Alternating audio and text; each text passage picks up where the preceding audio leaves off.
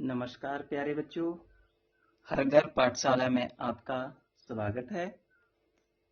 कक्षा 7वीं में पहुंचने पर आपको हार्दिक शुभकामनाएं एवं बधाई। आशा है कि आप सही होंगे, कोविड-19 से अपना ख्याल रख रहे होंगे और साथ में अपनी पढ़ाई को भी आगे जारी रखेंगे। बच्चों, अभी हम कुछ पुनरावलोकन कर रहे हैं पिछली कक्षा का। उसको आगे बढ़ाते हुए आज हम सौर मंडल के बारे में जानेंगे। सौर मंडल में पृथ्वी यानी कि हमारा धरातल, धरती। बच्चों, कभी क्या आपने रात को खुले आकाश में देखा है? कितने छोटे छोटे चमकदार तारे जो हैं वो आसमान में दिखाई देते हैं। मानो ऐसे लगता है कि पूरे आकाश को हीरों से जड़ दिया गया हो। दूर तक जो है वो हमें टिमटिमाते हुए लाखों तारे जो है वो दिखाई देते हैं। बच्चों, इन्हीं से मिलकर जो है वो हमारा सौर मंडल बना हुआ है, जिसमें कि हम अपने पृथ्वी के बारे में तथा इसके जो पड़ोसी ग्रह हैं उसके बारे में जानेंगे। रात्रि को आकाश की ओर देखते समय आप तारों के विभिन्न समूहों द्वारा बनाई गई विविध आकृतियों को देख सकते हैं। ये जो वो नक्षत्र मंडल भी कहलाते हैं।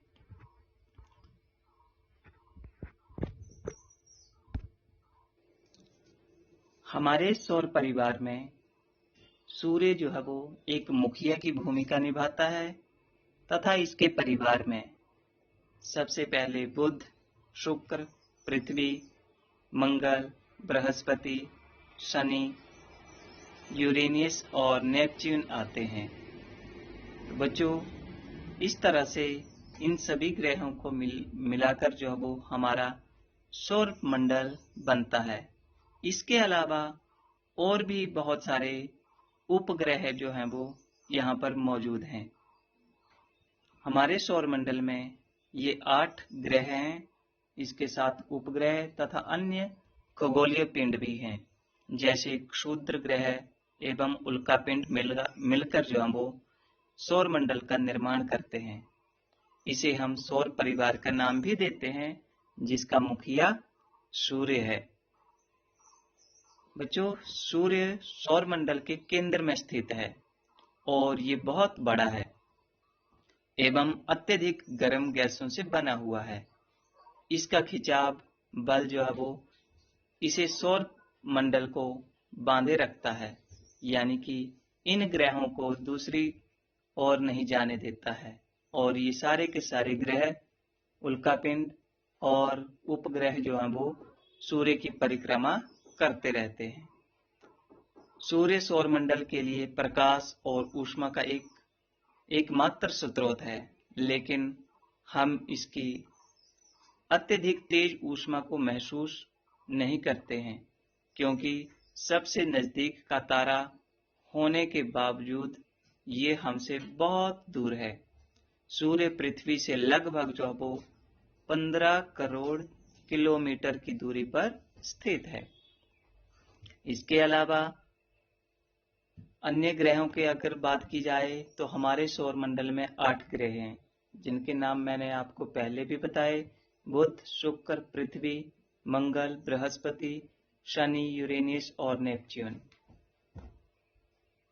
सौर मंडल के सभी 8 ग्रह एक निश्चित पथ पर जो वो सूर्य का चक्कर लगाते हैं और ये रास्ते दीर्घ वृत्ताकार में फैले हुए हैं।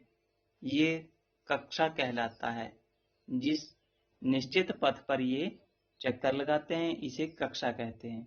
बुध शुक्र के सबसे नजदीक का ग्रह है।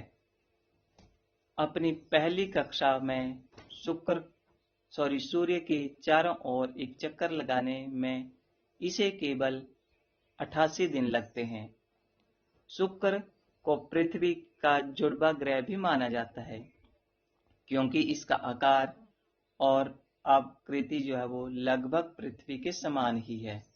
अभी अभी तक जो है वो प्लूटो भी जो है वो एक ग्रह माना जाता था, परंतु अंतर्राष्ट्रीय खगोलीय संगठन ने अपनी बैठक अगस्त 2006 में ये निर्णय लिया कि कुछ समय पहले खोजे गए अन्य खगोलीय पिंड यूबी 2003 में यूबी 313 सिरस तथा प्लूटो बोने ग्रह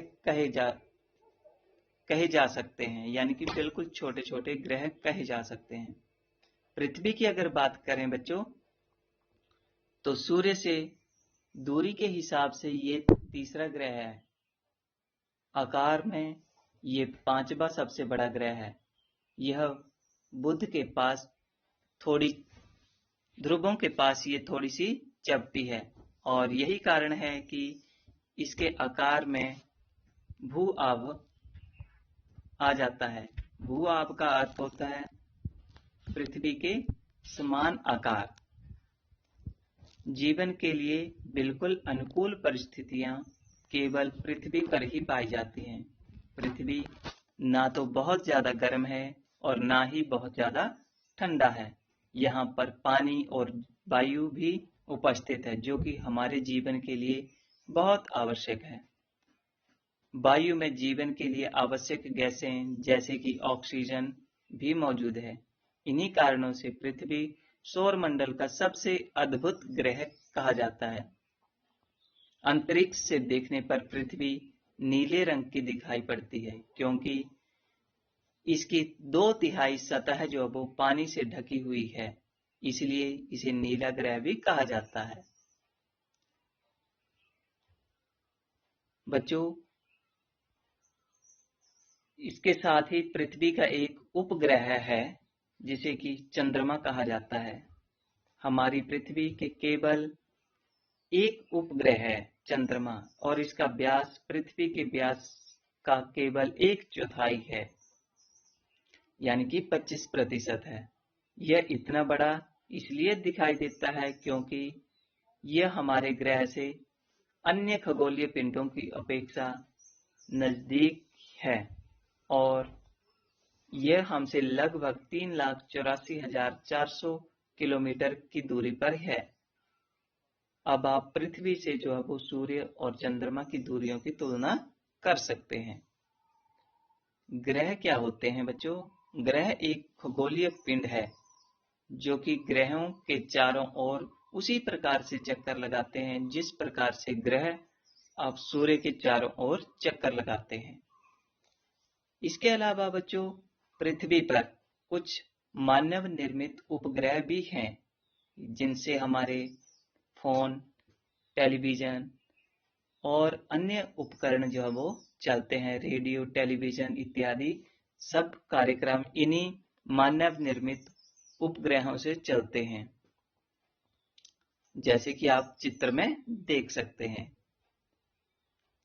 चंद्रमा पृथ्वी का एक चक्कर जो है वो 27 दिन में पूरा करता है।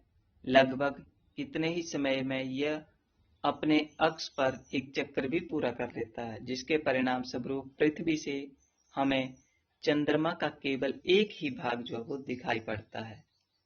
चंद्रमा की परिस्थितियां जो वो जीवन के अनुकूल नहीं है, और यहाँ पर बहुत बड़े बड़े मैदान, गड्ढे और पर्वत हैं।